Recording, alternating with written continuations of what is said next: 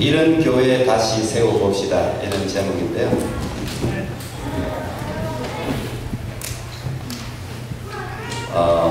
우리 올해 교회 주제가 One Spirit, One Dream입니다. 근데 One Spirit, One Dream의 가장 우리가 모델이 되는 교회가 어딜까 제가 묵상해 보니까 초대교회예요. 오늘 우리가 읽었던 이 초대교회야말로 One Spirit, One Dream인데 그런 공동체였어요. 근데 이 초대교회도 완벽하지는 못했습니다. 이 순간에 초대교회는 완벽한 교회다라고 말할 정도로 완벽했어요. 근데 이 초대교회가 사도행전 오늘 2장 읽었는데 3장, 4장, 5장, 6장까지 가면 이게 또 슬슬 이렇게 이 하나 완벽한 이 교회가 분열이 더해지는 장면이 등장합니다. 사도행전 6장에 보면 히브리파, 오늘 우리 보면 어느 민족 따지듯이 히브리파 과부들, 헬라파 과부들 해서 구제국 때문에 서로 나뉩니다. 누구는 네가 히브리 사람이라서 히브리파 또 그 과부들에게 돈을 더 많이 얹어주지, 뭐 이런 식으로 해서 이게 약간의 분열이 일어납니다. 그래서 생긴 게 7 집사죠. 사도들이 말씀과 기도에만 전무하기로 하고 이런 행정적인 일은 우리 집사님들에게 맡기기 위해서 7 집사를 뽑게 됩니다. 7 집사의 기준은 뭐였습니까? 성령과 지혜가 충만한 사람, 사람들에게 칭찬 듣는 사람, 그 7 사람을 뽑습니다. 그런데 이 7 사람이 또 행정적으로 일을 잘 했는데 그 다음에는 이 예루살렘 초대교회에 박해가 가해집니다. 그래서 스데반 집사가 제일 먼저 순교를 하죠. 순교를 해서 교회가 이제 흩어지게 됩니다. 그래서 이 세상의 완벽한 교회, 원 스피릿, 원 드림 완벽한 교회는 잠시 존재할 수 있을지 모르겠지만 그 공동체가 이 세상에서 지속되면서 시간이 지나면 또 이게 균열이 와요.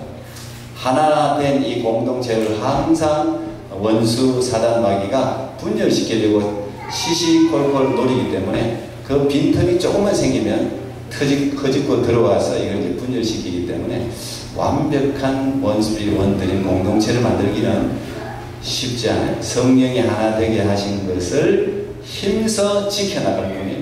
힘써 지켜나갈 수가 있는 거죠. 그리고 원스피릿이라고 할 때는 스피릿이 하나다는 거잖아요. 영이 하나다, 그런 뜻입니다. 하나님은 영이시죠. God is Spirit. 하나님은 영이십니다. 영이 하나다, 우리가 하나가 되었다, 그 말인데 마음이 하나다, 생각이 하나다, 지향하는 목표가, 지향하는 방향이 같다, 그 말이에요. 그게 원스피릿 공동체예요. 근데 이게 우리끼리 하나가 되자 이런 말이 아닙니다. 그러면 무조건 안 되게 돼 있어요. 우리끼리 하나가 되자, 너의 생각을 좀 내려놓고 내 목표를 조금씩 서로 조정해서 우리끼리 하나가 되자, 그런 말이 아니에요. 원스피릿이 되자는 이야기는 하나님, 우리가 영이신 그 하나님의 생각, 하나님의 마음, 하나님이 추구하는 그 목적지를 향해서 하나가 된다는 이야기예요. 우리가 하나 된다는 게 아니라 그냥 하나님을 동일한 시각으로 바라보면 저절로 원스피릿 공동체가 된다는 뜻입니다. 그래서 교회 공동체는 언제나 상대방에 대한 배려가 충분히 있어야 되지만 그 이전에 하나님에 대한 알미 선행돼야 돼요. 그래서 그 하나님이 무엇을 원하는지에 대해서 성령께서 역사하셔서 동일한 마음을 주면 이게 원스피릿, 하나의 공동체가 저절로 이루어지는 것입니다. 그래서 이런 교회를 우리가 만들 때 제일 먼저 그 일을 위해서 해야 될 것은 우리의 마음속에 우상들을 제거하는 거예요. 각자의 자기가 가지고 있는 관점, 철학, 가치관, 기준들이 다 있거든요. 이런 것들을 무너뜨려야 거기서부터 원스피릿 공동체가 시작될 수가 있습니다. 그래서 예수 믿는 사람 공동체는 출발점이 언제나 repentance, 회개예요. 회개라는 것이 내가 지향하는 방향을 돌이킨다는 거잖아요. 내가 지향하면서 내가 목표를 가지고 나아가는 방향을 돌이켜서 십자가를 바라보는 거죠. 하나님의 나라를 바라보는 사람으로 돌이키는 것, 그게 회개예요. 회개하고 세례를 받는다는 것은 모든 사람 앞에서 공적으로 예수님만이 나의 구주입니다, My Savior, 이거 고백하는 게 그게 회개 아닙니까? 그때 죄사함의 은총을 입고 성령을 선물로 받는 거죠. 우리가 사도행전을 보면 순서가 딱 그래요. 그래서 초대교회는 성령 공동체예요. 성령 공동체는 언제나 기도가 있기 마련이죠. 기도할 때 성령께서 임하셔서 우리 마음속에 우상들, 죄악들, 우리 마음속에 가지고 있는, 내가 가지고 있는 모든 기준들을 하나님이 수정시키죠. 방향을 어드바이즈해서 수정시켜서 하나님이 원하는 방향으로 이렇게 만드는 것. 그래서 되기가 힘든 거예요. 그걸 조정을 하려니까, 우리가 가지고 있던 그 습관을 바꾸려니까 이 힘든 거예요. 그런데 이 성령님만이 우리를 하나로 묶을 수 있습니다. 그래서 성령의 지배 아래 있을 때만, 성령의 컨트롤, 통치 아래 있을 때만 우리는 원 스피릿이 될 수가 있습니다. 이런 교회가 필요한 거죠. 우리가 이런 교회를 지향해 나가는 것입니다. 오늘 보면 43절에 사람마다 두려워했다 그랬어요. 사람마다 두려워했다. 초대교회 원래 성령 공동체의 멤버들은 달랐어요. 누구와? 그 당시 세계를 제패하고 있던 로마인들과 달랐어요. 뭐가? 사고가 달랐어요. 생각이 달랐어요. 마음이 달랐어요. 고울이 달랐어요. 퍼포즈가 달랐어요. 여러분, 우리가 나타나는 현상은 결국 우리의 삶을, 행위를 주관하는 건 뭐예요? 생각이죠. 마음이잖아요.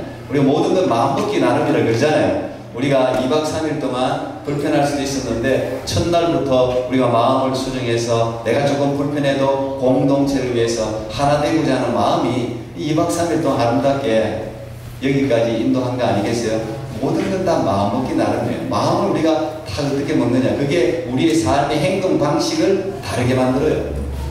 그게 마음이 참 중요한 건데 영적으로도 똑같습니다. 우리가 신앙생활, 나타나는 신앙생활은 어디에 지배를 받느냐? 영의 지배를 받아요. 결국 이 영적으로 우리의 삶에서 생겨진 기준이 우리의 신앙의 양태를 만들어가는 거예요.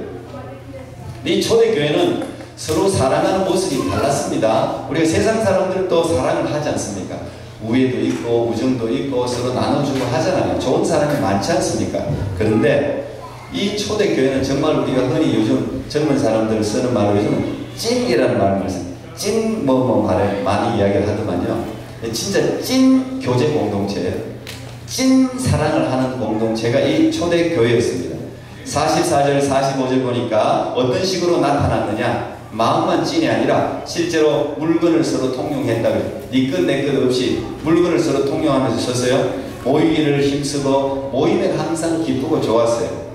그리고 45절 보면 돈이 있는 사람은, 조금 본인이 재력이 있는 사람은 이거를 누가 그거를 시키겠어요? 그 사람이 그냥 성령의 지배를 받으니까 자기가 가지고 있는 물건을 팔고, 바나바 같은 사람이 대표적인 사람 아닙니까? 자기 재산을 팔아서 초대교회에 내놨잖아요.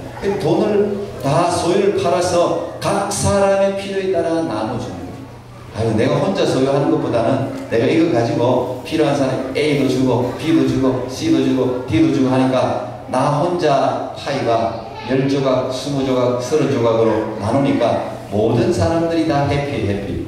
그게 초대교회였어요.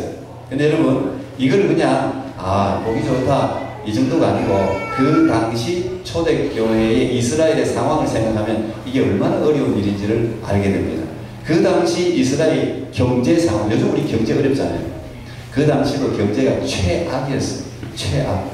로마의 압제하에 있죠. 성경에 나오는 가난한 과부가 2렙돈을 헌금함에 넣는 장면이 등장하죠. 근데 예수님께서 그걸 보시고 전 재산을 다 넣었어. 전 재산을 다 넣어서 그러잖아요.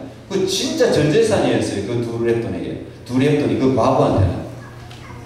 근데 이 2렙돈이 오늘 우리 캐네디언 달러로 이야기하면 얼마쯤 될 것 같아요? 2렙돈이 $1. 그 정도밖에 안 돼요. 네. 우리가 어디 관광 가면 $1 해서 막 사람들 장사 쪽도 $1 그런다고. 근데 이 2렙돈이 $1밖에 안 돼요. 가난한 과부가 소유할 수 있는 전 재산이 1불밖에 안 될 정도로 경제 상황이 열악했습니다. 전 재산을 다 넣은 거예요. 그리고 성경에 보면 옷 2벌 가진 사람이 없다는 표현이 나오잖아요. 옷을 2벌 가진 사람이 없을 정도로 참 가난했어요. 그리고 실제로 일할 직장이 없었어요. 일할 곳이 없었어요. 근데 어렵게 직장을 구해서 돈을 벌면 20%는 무조건 로마에서 떼가요. 우리 캐나다도 이게 세금 높기로 소문난 나라긴 한데 우리보다 더 많이 떼요. 20%는 최소한 20%는 로마에서 세금으로 텍스로 떼가버리죠. 거기다가 또 삭개오 같은 사람, 마태 같은 사람, 로마에서 세금 떼라고 세운 사람들은 또 자기 동족들한테 더 떼가는 거죠. 자기가 돈을 세이브하려고. 힘들었어요. 그리고 또 이스라엘 사람들은 성전세, 성전에 또 의무적으로 내야 될 세금이 있어요. 우리 마치 헌금 드리듯이. 그게 한 10%는 돼요, 최소한. 이게 적어도 30%, 10불 벌면 3불 이상은 다 세금으로 떼는 거예요. 참 힘들었어요. 여러분, 지금도 전쟁이 나고 어려우면 어떻게 돼요? 사회가 혼란스러워집니다. 거기다가, 야, 이거 경제 회복되기 어려워. 이거 이제 불가능해. 이런 생각이 사람들 마음에 자리하기 시작하면요, 폭동이 일어납니다. 야, 이제 살 것도 없대. 경제가 진짜 어렵대. 농산물도 안 나온대. 이제 나라도 우리를 구제를 못한대. 이런 소문이 막 돌기 시작하면요, 이게 어려워져요. 그래서 LA 같은 데도 폭동도 나고 슈퍼 그냥 틀고 전쟁 나는 나라들은요, 대부분 공통점이에요. 어려우면 그냥 슈퍼마켓 하는 사람들은 조심해야 돼요. 거기만 다 울린다 생각이 그냥 거기를 터는 거죠. 이런 어려움들이 어렵다 보면 일어나는 겁니다. 그래서 소위 말하는 가난하다 보면은 이게 먹히는 게 혁명가들의 말이에요. 그래서 일어난 게 공산주의잖아요. 마르크스 이론이 그때 일어난 거예요.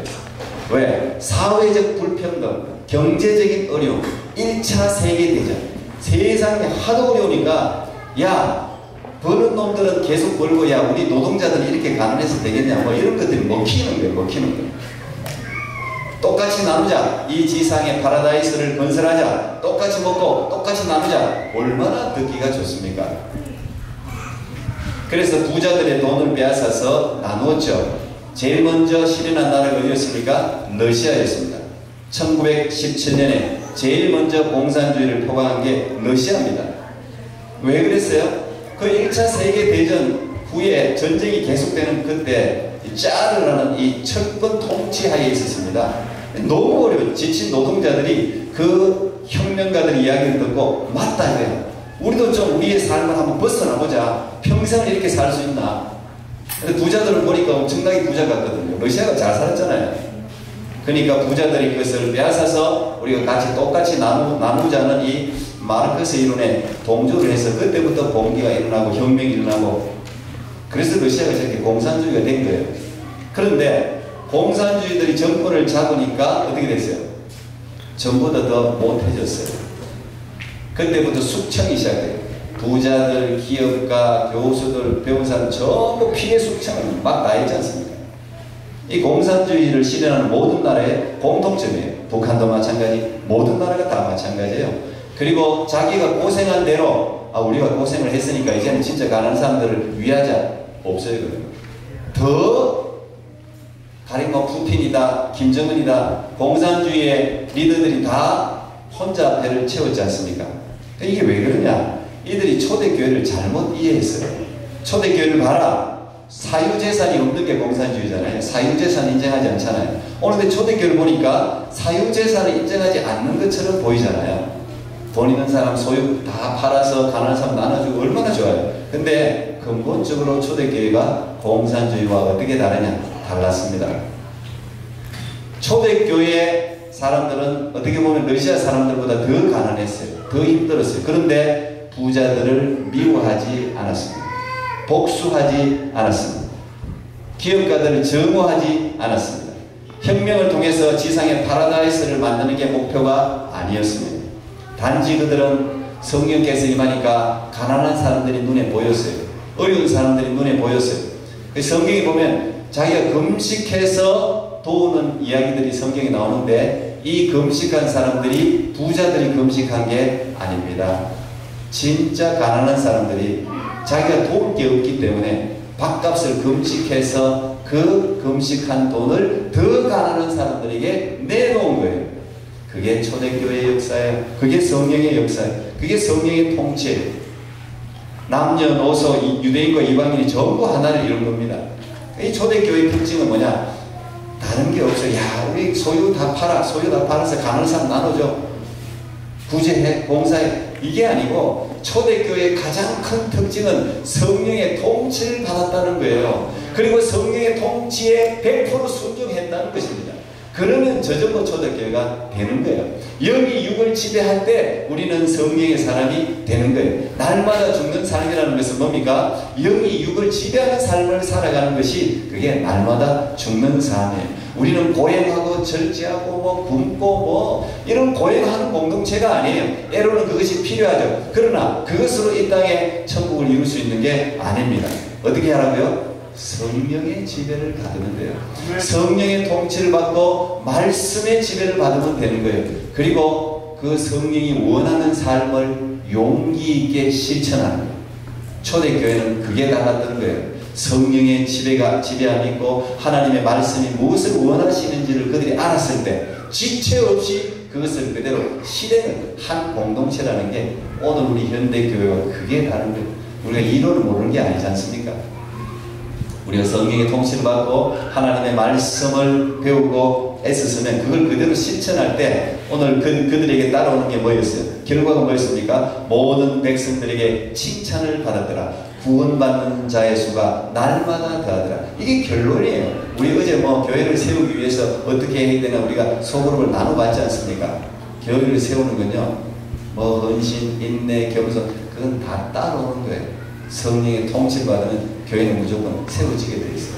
성령의 통치를 받고 거기에 순종하면 우리가 모든 사람들이 원 스피릿, 원 드림, 하나님이 무엇을 원하시는지를 날마다 하나님 말씀을 통해서 발견하고 그 삶에 나를 던질 수만 있다면 하나님이 역사하시는 거죠.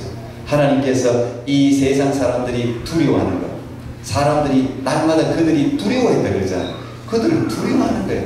진짜 믿는 대로 실천하는 사람을 보면요, 두려운 거예요. 야, 저 사람 목회자들, 제가 목회자 성도들 제일 두려운 성도들이 뭐라고요? 목사가 무슨 말을 하면 그대로 따라하는 사람, 그대로 하나도 꼬지고대로 하지 말라 할 수도 없고 하라고 할 수도 없고. 아니, 그런 사람들 보면 두렵죠. 그러면 말을 함부로 할 수 없잖아요. 그 사람 믿는 대로 실천하는데 난 하나님도 그럴 거라고 생각해요. 하나님의 말씀을 우리가 그대로 실천할 때 이 말씀을 하나님의 말씀으로 알고 그대로 실천하고 성령의 통치함을 받아서 하나님이 영감을 주는 대로 감동을 주는 대로 우리가 실천하는 공동체 되기를 축복합니다. 우리가 용기가 필요해요. 용기가 필요해요. 목사부터 우리 장로님들하고 다 우리 권사님들하고 용기가 필요한 거예요. 아, 성령께서 하나님 말씀 이렇게 하는데 우리가 이대로 한번 해봅시다. 용기가 필요한 거예요. 믿음이 필요한 거예요. 그러나 그렇게 할 때 하나님께서 이 공동체를 이 세상이 두려워하고 이 공동체를 통해서 구원받는 자의 수가, 저 공동체는 하나님이 살아계시다 할 수 있는 그런 공동체가 될 수 있음을 믿습니다. 토론토 꿈의 교회 비전 선언문이 있는데요, 우리 다 아시겠지만 같이 한번 읽어보겠습니다. 시작. 땅끝까지 예수 사랑을 전하고 예수 사랑 만들어 하나님의 나라가 이 땅에 오게 하는 것입니다. 이 우리가 함께 비전 스테이트먼트, 우리가 이거 하나하나 여러분 깊이 묵상하고 우리가 이대로 실현해 나갈 수 있으면 좋겠습니다. 또 우리가 현실적인 우리 바이블랜드, 제가 중국 칼럼에 그냥 막 이거 너무 급하게 다 모든 걸 한꺼번에 중국도 일찍 끝내고 하려니까 준비할 게 너무 많아가지고 앉아서 그냥 생각나는 대로 그냥 두서없이 한번 적어봤어요. 근데 이건 그냥 평상시에 제가 가지고 있던 생각들이에요. 갈 곳 없는 아이들이 눈치 보지 않고 마음껏 뛰어놀 수 있는 교회, 아이들에게 원더랜드보다 더 신난 바이블랜드 놀이공간을 만들어주고 싶다. 진짜 제가 가지고 있는 생각입니다. 근데 이 바이블랜드는 제가 뭐 오래됐죠. 20년도 넘었습니다. 제가 제 마음속에 하나님 주신 우리 캐나다에 참 잘 누군가 세웠으면 좋겠어요. 20년 전부터 저는 지금 뭐 AI 시대가 그러는데 어떻게 보면 그 당시 제가 이 AI 시대를 바라봤을 수도 있어요. 저는 시뮬레이션을 통해서 조종사들이 다 시뮬레이션을 통해서 전부 거기서 이 지상에서 연습하잖아요. 똑같은 환경을 만들어 놓고. 우리 아이들이 요즘 AI가 벌써 그걸 하고 있는 거예요. 우리는 지금 골고다로 갈 수 있고 십자가 현장을 그대로 볼 수 있어요. 지금. 2000년 환경 성경을 그대로 제작해서 우리가 그 세상으로 갈 수 있는 타임머신을 통해서 갈 수 있는 세상이 지금 실제로 되어 있잖아요. 저는 20년 전부터 이런 생각을 가지고 있었거든요. 이곳에 이런 걸 만들어줘요. 아이들이 마치 유대인들이 홀로코스트를 한번 지나가면 유대인들이 자기 조상들의 고난을 이해하고 완전 찐 유대인들이 되는 것 같은 찐 크리스찬이 되는 그런 코스를 우리가 하나 만들 필요가 있다는 생각을 오래전부터 했는데, 여러분 중에 누군가가 우리 바이올랜드 같은 이런 것을 만들면 좋겠어요. 중고등학생들이 세상의 수많은 고민을 신앙 안에서 풀어낼 수 있는 문화의 장소, 치열한 세상 이슈들을 말씀 안에서 토론하고 대안을 찾아 제시하는 청년들, 주부들이 조르륵 달려나와 차 한잔 마시고 수다를 떨며 웃으며 서로 손을 잡고 서로 기도해주는, 몸과 마음을 위탁할 수 있는 안식 있는 교회. 그냥 슬프고 힘들면 그냥 우리 그림 카페로 나오면 누군가 거기 앉아있어. 그러면 거기에 서로 나누고 항상 마무리는 기도예요. 성령께서 위로할 수 있잖아요. 기도하는 가운데 성령께서 터치하고 위로하고 치료하고, 이런 것들이 우리 교회 안에서 자연스럽게 이루어지면 좋겠다, 그런 생각을 늘 가졌습니다. 이민의 삶과 직장에 지친 아버지들이 함께 모여서 운동도 하고 스트레스도 풀고, 이 아버지들이 갈 곳이 없거든요. 서로 격려도 하고, 특별히 남성들이 외롭지 않고 용기를 낼 수 있는, 용기를 줄 수 있는 그런 교회였으면 얼마나 좋을까. 기쁠 때면 달려나와 자랑도 하고 함께 기뻐해주고. 우리가 말할 데가 없거든요. 제가 이런 이야기 자주 하는 거예요. 누가 자랑하면 마음을 쓰고 들어주세요. 얼마나 자랑하고 싶었으면 그게 공감해주고 격려해주고 좋겠다. 돈 드는 것도 아닌데 그렇게 해주는 교회 되면 좋겠어요. 예, 그래도 혼자 너무 또 수다 떨고 떠들지 말고, 혼자만 또 막 떠들지 말고. 그렇지만 내가 공감받고 싶을 때 누군가에게 이야기하면 그 공감을 느낄 수 있는 그런 교회 되면 얼마나 좋을까, 그런 생각을 합니다. 천시받는 사람들이 힘을 얻어 회복되는 교회, 누구든지 들어오기만 하면 변화되고 살아나는 교회, 말씀대로 살다가 상처입고 좌절했던 이야기들을 서로 주고받으면서 치유되고 회복되는 그런 교회. 무엇보다도 우리 교회에 어쨌든 문지방을 넘어오는 사람들은 천국까지 어쨌든 완주하는 그런 교회. 천국까지 믿음의 결국은 영혼 구원이라고 그랬잖아요. 영혼이 구원받지 못하면 이 땅에서 아무리 차 마시고 기쁜 거예요. 우리 모든 사람들을 천국까지 안전하게 우리가 함께 그를 인도할 수 있는 그런 교회 되면 좋겠습니다. 하나님께서 우리 토론토 꿈의 교회를 성령께서 통치하셔서 그런 교회로 우리 모두 함께 손에 손을 잡고 걸어갈 수 있는 좋은 공동체가 되기를 축복합니다. 기도하겠습니다. 하나님 감사합니다. 오늘 이곳에 귀한 우리 아이들과 또 우리 어머니, 아버지, 또 우리 어르신들 함께 모여서 예배할 수 있게 해주셔서 감사합니다. 하나님, 초대교회가 아름다운 공동체가 된 것은 성령의 온전한 통치와 말씀의 인도를 따랐기 때문인 줄 압니다. 하나님, 우리 토론토 꿈의 교회도 온전한 성령의 통치와 말씀의 인도를 받는 귀한 교회 될 수 있도록 주님 함께하여 주시옵소서. 예수님 이름으로 기도하옵나이다. 아멘.